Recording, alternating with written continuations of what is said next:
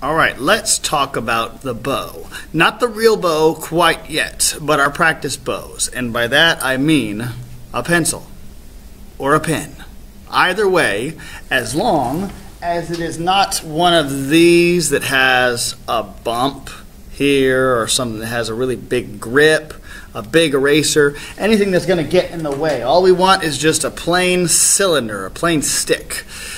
So we're going to start by holding the instrument, the practice bow, the pencil, in our left hand. So this video is flipped. So this is my left hand and your left hand. This is my right hand and your right hand. You're looking in a mirror.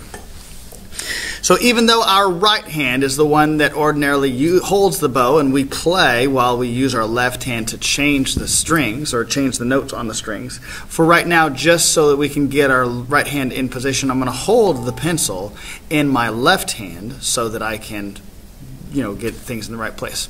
So I want you to start by taking your right hand and just totally make it relax. You can shake out all of the tension and just let it flop. So just a wet noodle, nothing, no tension whatsoever. And then you're going to take it and lift up your hand like that.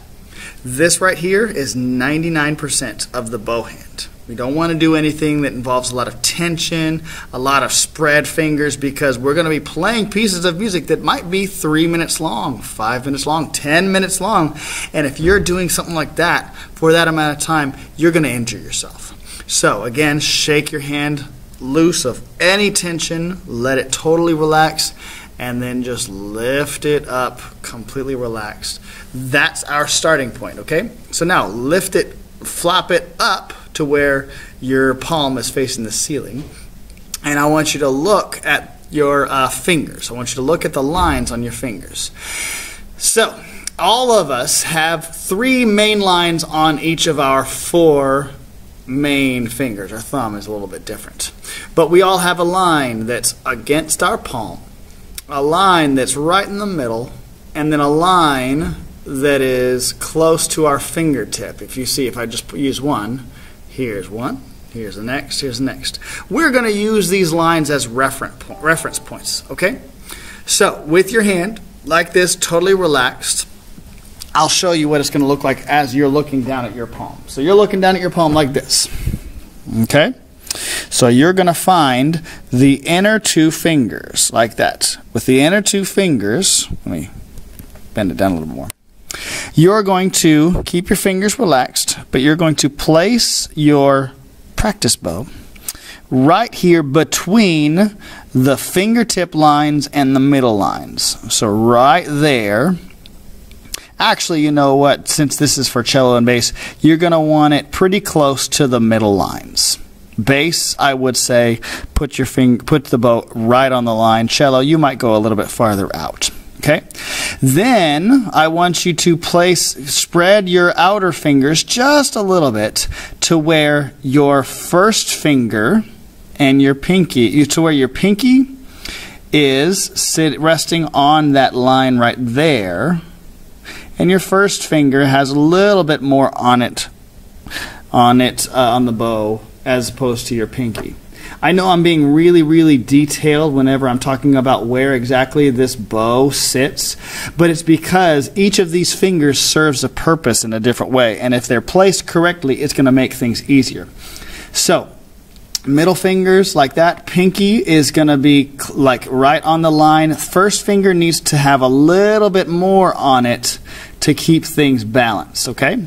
Then you're going to place your thumb. It may not seem important, but it's very important. You're going to bend your thumb and place it right here between your second and third fingers, okay? That right there, that is it. That's your bow hand. Okay, whenever we go to play and you're using your real bow with the hairs and all the other stuff, there will be places that you place your finger in regards to that, but this is the hand shape that your hand is in, okay? Now some things to be aware of. The most important thing is that your hand, every one of your fingers, uh-oh, did it stop? Is it still going? It's still going. Good. My computer almost went to sleep on me. The most important thing is that all of your fingers are round and curved, including your thumb. My thumb is on the very tip and it's round, okay?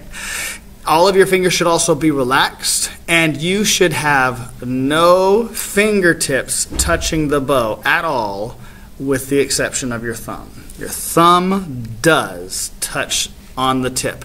If you have a long thumbnail on this right hand, you're not going to be able to hold it. You're going to have to trim it down because it's got to have to be on the skin right there.